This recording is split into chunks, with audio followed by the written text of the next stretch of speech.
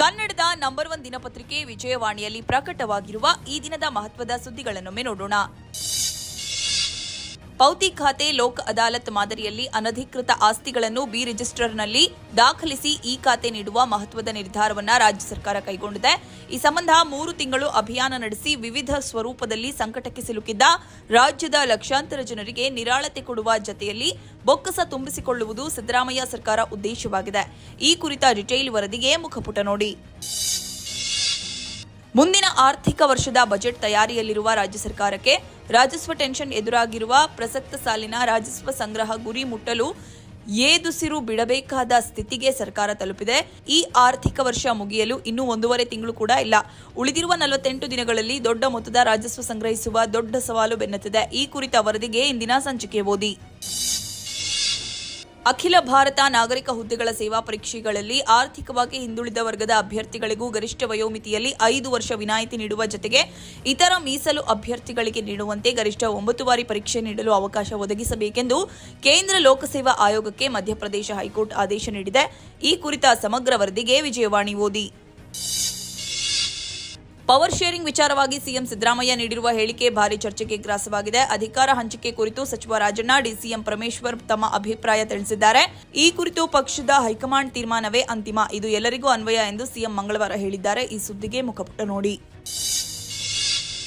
5 ಗ್ಯಾರಂಟಿಗಳು ಆಡಳಿತ ಕಾಂಗ್ರೆಸ್ ಸ್ವಪಕ್ಷದ ರಾಜಕೀಯ ಬಿಕ್ಕಟ್ಟಿನ ಬಗ್ಗೆ ಮಂಗಳವಾರ ಒಂದು ದಿನದ ಮಟ್ಟಿಗೆ ನಿರ್ಲಿಪ್ತತೆ ತಳೆದ ಬಿಜೆಪಿ ರಾಜ್ಯಾಧ್ಯಕ್ಷ ಬಿವೈ ವಿಜಯೇಂದ್ರ ಪಕ್ಷದ ರಾಜ್ಯ ಕಚೇರಿಯಲ್ಲಿ ಬುಧವಾರ ಬೆಳಗ್ಗೆ 11:30ಕ್ಕೆ ಸುದ್ದಿಗೋಷ್ಠಿ ನಡೆಸಿ ವಿಸ್ತೃತ ಪ್ರತಿಕ್ರಿಯೆ ನೀಡಲು ನಿರ್ಧರಿಸಿದ್ದಾರೆ. ಈ ವರದಿಗೆ ಸಮಸ್ತ ಕರ್ನಾಟಕ ಪುಟ ನೋಡಿ. ಎಲೆಕ್ಟ್ರಿಕ್ ವಾಹನಗಳ ದಿಗ್ಗಜ ಅಮೆರಿಕ ಪ್ರತಿಷ್ಠಿತ ಕಾರು ಉತ್ಪಾದನಾ ಸಂಸ್ಥೆ ಟೆಸ್ಲಾ ಭಾರತ ಪ್ರವೇಶಿಸುವುದು ಖಚಿತವಾಗಿದೆ. ಅಮೆರಿಕದಲ್ಲಿ ಟೆಸ್ಲಾ ಸಿಇಒ ಎಲಾನ್ ಮಸ್ಕ್ ಹಾಗೂ ಪ್ರಧಾನಿ ನರೇಂದ್ರ ಮೋದಿ ನಡುವೆ ಮಾತುಕತೆ ನಡೆದ ಬೆನ್ನಲ್ಲೇ ಟೆಸ್ಲಾ ಸಂಸ್ಥೆ ಭಾರತದಲ್ಲಿ ಕಸ್ಟಮರ್ ಫೇಸ್ ಮತ್ತು ಬ್ಯಾಕ್ ಅಂಡ್ ಜಾಬ್ ಸಹಿತ 13 ಹುದ್ದೆಗಳಿಗೆ ಅರ್ಜಿ ಆಹ್ವಾನಿಸಿದೆ. ಮೂಲಗಳ ಪ್ರಕಾರ ಟೆಸ್ಲಾ ಭಾರತದಲ್ಲಿ ಎಲೆಕ್ಟ್ರಿಕ್ ಕಾರುಗಳ 3 ಉತ್ಪಾದನಾ ಘಟಕ ತೆರೆಯಲಿದೆ. ಈ ವರದಿಗೆ ಇಂದಿನ ಸಂಚಿಕೆ ಓದಿ. ವಾಣಿಜ್ಯ ಕಂಪನಿಗಳ ಗಳಿಕೆಯಲ್ಲಾದ ಇಳಿಕೆ ಮತ್ತು ವಿದೇಶಿ ಹೂಡಿಕೆಯ ನಿರಂತರ ಹೊರಹರಿವಿನ ಪರಿಣಾಮ ಭಾರತೀಯ ಷೇರುಪೇಟೆ ಮಂಗಳವಾರ ಮತ್ತೆ ಕುಸಿದಿದೆ. ಈ ಸುದ್ದಿಗೆ ಮನಿ ಮಾತು ನೋಡಿ.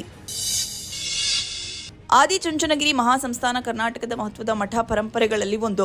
ಮಠದ ಪೀಠಾಧ್ಯಕ್ಷರಾಗಿ ಪರಮಪೂಜ್ಯ ಡಾಕ್ಟರ್ ಬಾಲಗಂಗಾಧರನಾಥ ಸ್ವಾಮೀಜಿಯವರು ಸಮಾಜದ ಏಳಿಗೆಗಾಗಿ ಹಲವು ಆಯಾಮಗಳಲ್ಲಿ ಕೊಡುಗೆ ನೀಡಿ ಅನ್ನ ಅಕ್ಷರ ಆರೋಗ್ಯ ದಾಸೋಹದ ಮೂಲಕ ಸಮುದಾಯದ ದಾರಿದೀಪವಾಗಿದ್ದರು. ಅವರ ನಂತರದಲ್ಲಿ ಪೀಠ ಅಲಂಕರಿಸಿದ ಡಾಕ್ಟರ್ ನಿರ್ಮಲಾನಂದನಾಥ ಸ್ವಾಮೀಜಿ ಮಠಕ್ಕಾಗಿ ಶ್ರಮಿಸುತ್ತಿದ್ದಾರೆ. ನಿರ್ಮಲಾನಂದ ಶ್ರೀಗಳ 12ನೇ ಪಟ್ಟಾಭಿಷೇಕ ಮಹೋತ್ಸವದ ಸಂದರ್ಭದಲ್ಲಿ ಸಚಿವ ಚೆಲುವರಾಯಸ್ವಾಮಿ ಮಠದ ಕುರಿತು ಲೇಖನ ಬರೆದಿದ್ದಾರೆ. ಈ ವಿಶೇಷಕ್ಕೆ ಚಿಂತನ ಪುಟ ನೋಡಿ.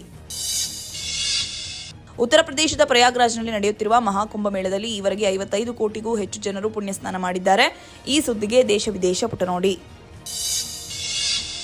ಛತ್ರಪತಿ ಶಿವಾಜಿ ಮಹಾರಾಜರ ನಿಧನದ ಬಳಿಕ ಮರಾಠರು ಅನಾಥರಾಗಿದ್ದಾರೆ. ಇನ್ನು ಹಿಂದೂಸ್ತಾನದಲ್ಲಿ ಮೊಘಲರಿಗೆ ಯಾವುದರಿಂದಲೂ ತೊಂದರೆ ಇಲ್ಲ ಎಂದು ಔರಂಗಜೇಬನು ಸಂಭ್ರಮಿಸುತ್ತಿರುವ ಹೊತ್ತಲೇ 24 ವರ್ಷದ ಯುವಕನೊಬ್ಬ ಮೊಘಲರ ಆಳ್ವಿಕೆ ಇದ್ದ ಬುರ್ಹಾನ್ಪುರವನ್ನ ವಶಪಡಿಸಿಕೊಳ್ತಾನೆ.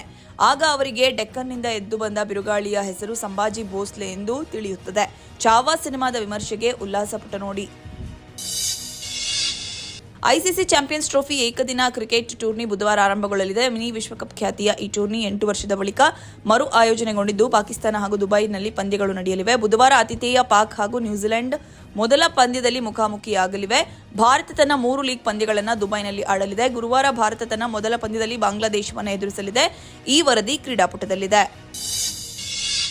ಇವಿಷ್ಟೇ ಅಲ್ಲ, ಮುಂಜಾನೆ ಮಾತು, ಅಂತರಂಗ, ಭವಿಷ್ಯ, ಮನೋವಿಕಾಸದ ಕಾಲಂಗಳು, ಕ್ರೀಡೆ, ಸಿನಿಮಾ, ದೇಶ ವಿದೇಶಗಳ ಭರಪೂರ ಸುದ್ದಿಗಳ ವಿಶೇಷಗಳಿಗಾಗಿ ವಿಜಯವಾಣಿ ಓದಿ.